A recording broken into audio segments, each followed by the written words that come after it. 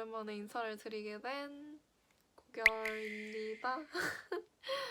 늘 오랜만이라 솔직히 이젠 머쓱하지도 않는데 어쨌든 오랜만에 저번에는 브이로그를 들고 왔었는데 브이로그 편집하는 게 너무 힘들더라고요. 더 힘들더라고요, 이것보다.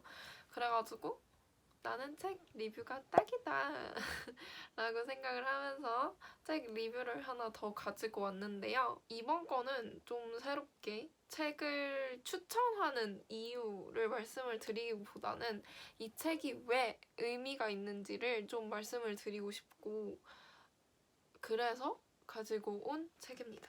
혹시 도둑맞은 가난이라는 말 들어보신 적 있으신가요? 이게 바로 박완서 작가님의 도둑맞은 가난이라는 단편 소설에서 온 그런 말인데요. 이것도 1970년도 작품이고 박완서 작가님은 사실 도둑맞은 가난보다는 자전거 도둑 그리고 나목 이런 걸로 많이 유명하신데 저는 이거를 처음 들어봤거든요. 사실 이게 박완서 작가님 작품인지도 몰랐어요. 근데 제가 이거를 읽게 된 계기는 어쨌든 전공 수업 때문인데 능력주의에 대한 담론이 계속해서 활발하게 진행되고 있는 이 상황에서 이제 한국은 너가 진짜 힘든 걸 안 해봐서 그래. 너 진짜 열심히 했어야지. 그랬으면 됐을걸? 약간 이런 말 되게 많이 듣잖아요. 근데 이게 왜 이런 게 문제인지 에 대해서 지적을 해주는 소설이거든요. 근데 이게 1970년대에 나온 소설이에요. 되게 놀랍지 않으세요?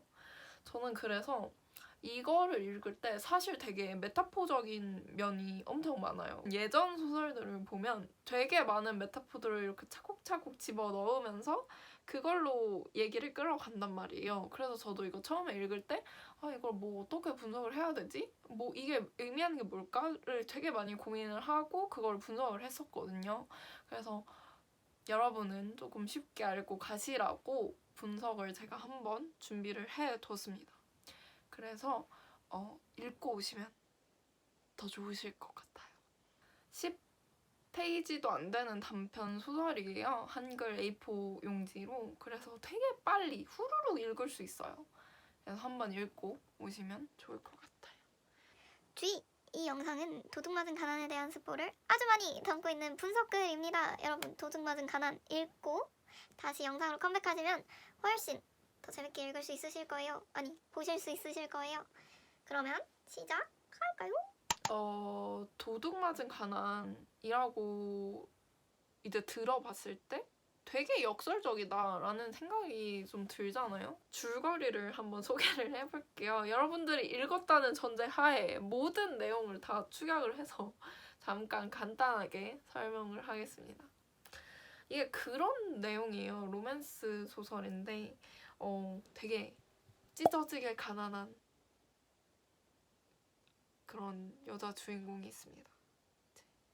악바리같이 일을 하면서 이제 생계를 책임지는 이제 부모님을 여의고 혼자 사는데 막 설거지하면서 막 뭐 벌고 막 직무 공장 다니고 약간 이러다가 이제 건너편 공장이 있어요. 그 직무 공장이. 그게 맥기 공장이라는 건데 맥기 공장이라는 게 어떤 거냐면 흔히 말해서 이제 가짜를 진짜처럼 보이게 만드는 그런 공장이에요.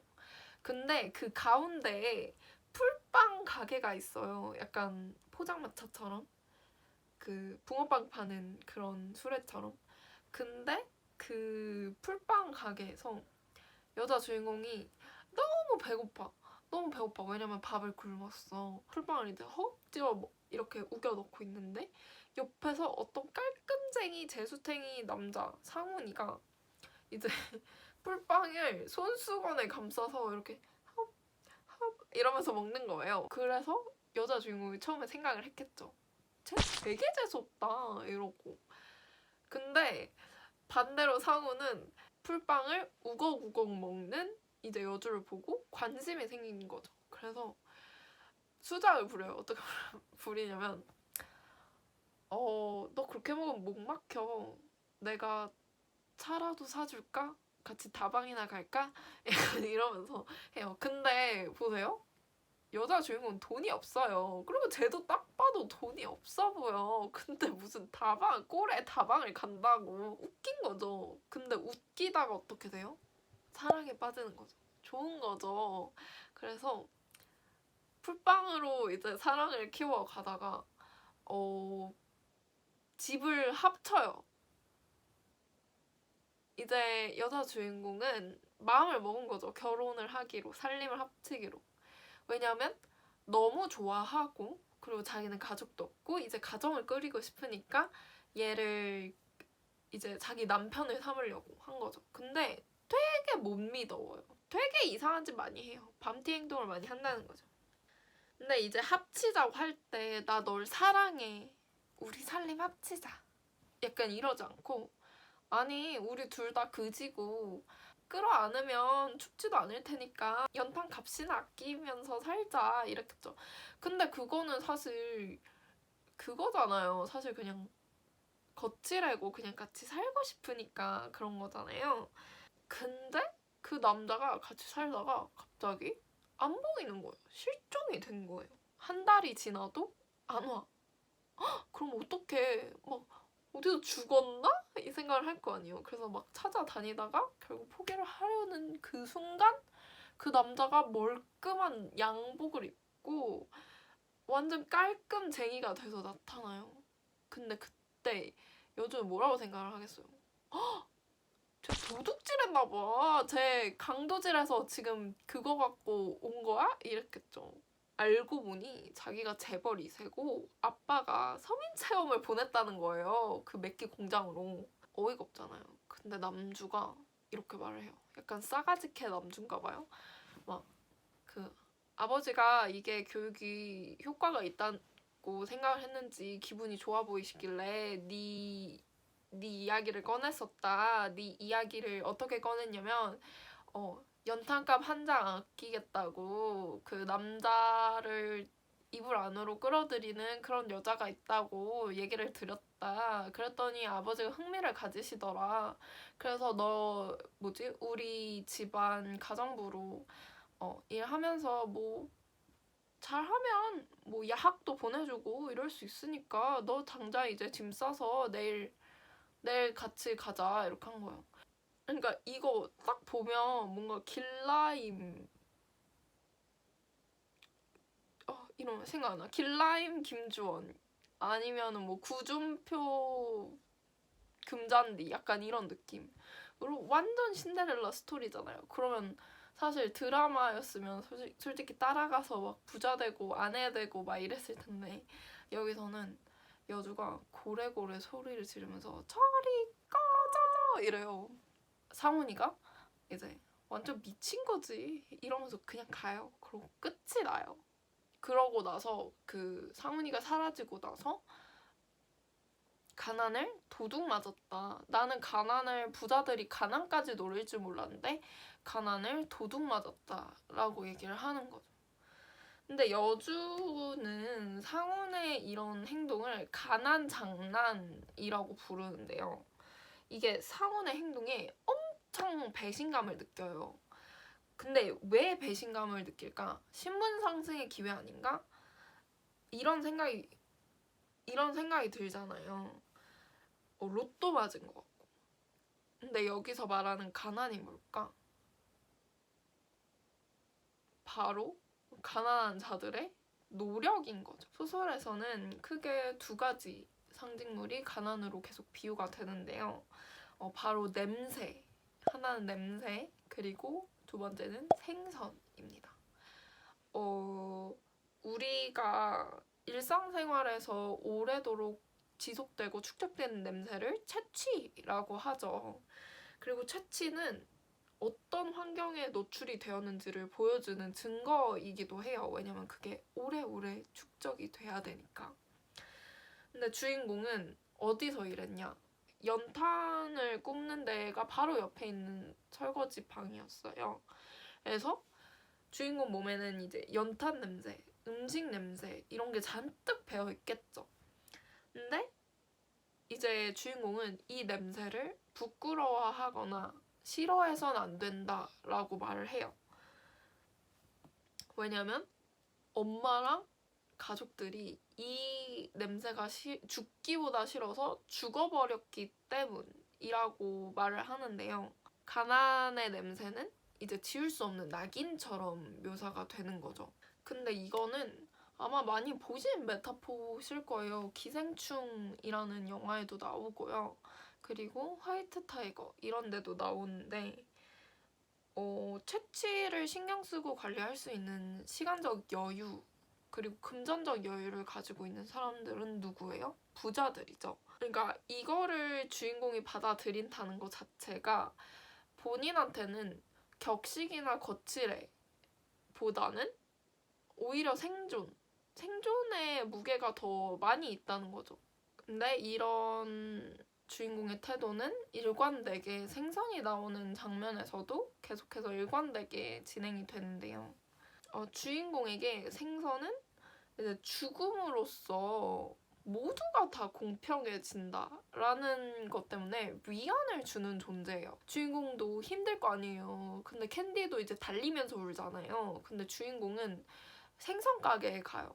생선 가게에 가서 그 눈 부릅뜨고 죽은 그 생선들을 보면서 값이 비싸든 값이 싸든 모두가 다 평등하게 죽어 있잖아요. 살아생전 어떤 격차나 차별이 느껴지더라도 생존하는 한 그게 이기는 거라고 생각을 하는 거예요. 그래서 열심히 사는 거고요. 근데 상훈이 뭐라고 했어요?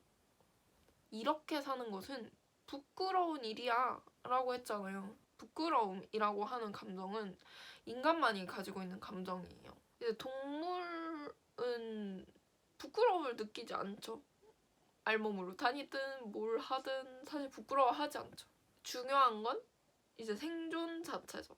근데 상훈이 그렇게 말을 한 건 주인공에게 체면과 품격을 지키지 않는 너는 그냥 짐승이 사는 것과 다를 바가 없어 라고 하는 것과 똑같은 거예요. 이거는 다른 말로 하면 너의 노력은 너의 생존하려고 하는 노력은 잘못된 거야 라고 말을 하는 거죠. 근데 상훈은 모르잖아요, 이거를. 가난을 경험만 해봤지? 진짜 가난한 게 아니잖아요. 벗어나기 위해서 노력해야 된다는 말은 되게 폭력적이고 위선적인 거죠. 이제 당장 집세를 내지 않으면 주인공은 집이 사라지고 길거리에 나왔는데 이제 거기서 우화와 품격을 바란다? 이거야말로 굉장히 가식적이고 이제 뭘 이해해서 나오는 폭력인 거죠. 이거는 그래서 현 시대의 능력주의와도 연결이 돼요. 이제 네 능력이 부족해서 너가 성공을 못한 거야. 이게 능력주의를 지지하는 가장 큰 축이거든요. 제가 여기서 한 가지 책을 소개를 더 할 건데 이 사회학 책이 바로 엘리트 세습이라는 책인데요. 능력주의는 더 이상 공정한 기회와 노력의 상징이 아닌 엘리트의 세습을 위한 강력한 도구로 변질이 됐다라는 거를 얘기를 하고 있는 책이에요. 그래서 우리는 이 책에 대한 내용을 보면 왜 주인공이 그렇게 화가 나는지 알 수 있는 거죠.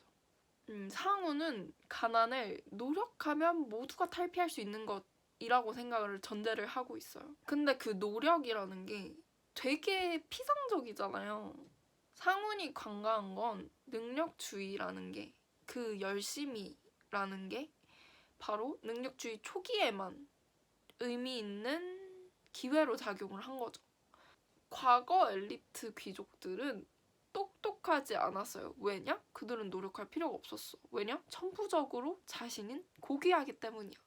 그래서 노력할 필요가 없었어요. 그래서 이제 능력주의가 성과 중심으로 이제 지위를 배분하기 시작했을 때 그 수혜를 누리던 건 노력하는 사람들이었겠죠, 당연히. 근데 시간이 갈수록 기득권, 엘리트들은 지난 경쟁에서의 그 지위를 바탕으로 자녀에게 많은 이제 인프라를 투입을 하는 거죠. 이제 상훈의 아버지처럼. 근데 그래서 이 노력을 해버리면서 다른 사람의 노력을 비판할 그런 권리까지 갖게 된다고 생각을 하는 거예요.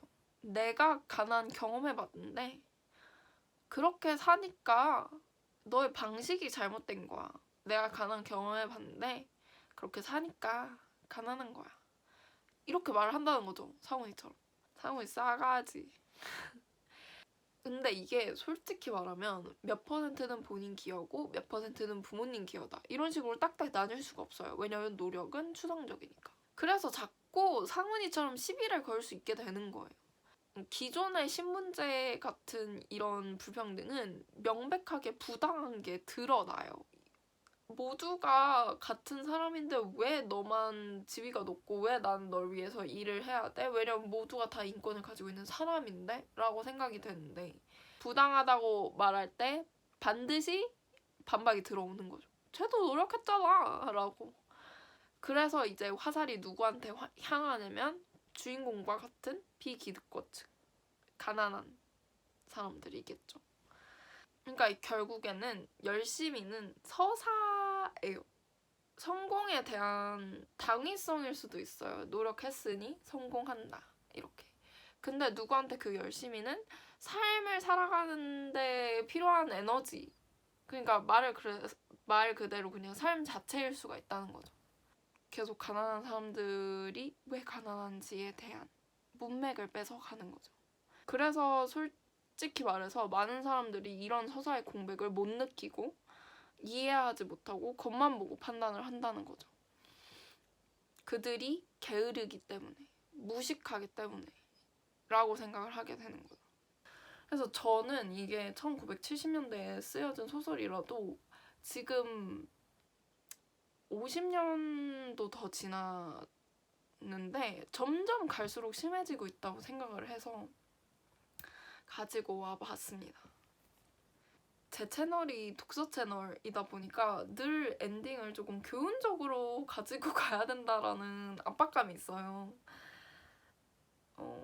근데 그냥 저는 이런 책들을 좋아합니다. 저는 신비성보다는 소설의 기능을 사회 비판, 현실 반영 이런 거라고 생각을 하기 때문에 이 도둑맞은 가난도 신비성보다는 현실 재현, 사회 비판에 더 초점을 둔 작품인데요. 페이지가 짧은 단편이니 꼭 보고 오시지 않았다면 꼭 한번 읽어보시고 읽고 해석을 하시면 이게 맞들리면 되게 재밌거든요. 아무튼 이제 다음에는 조금 더 흥미로운 책으로 찾아오도록 하겠습니다. 댓글에 리뷰해줬으면 좋겠는 책이나 아니면 이런 상황에 어떤 책을 읽을까요? 이런 거 댓글로 남겨주시면 영상 만드는데 참고해 보겠습니다. 그러면 우리는 다음에 또 만나요.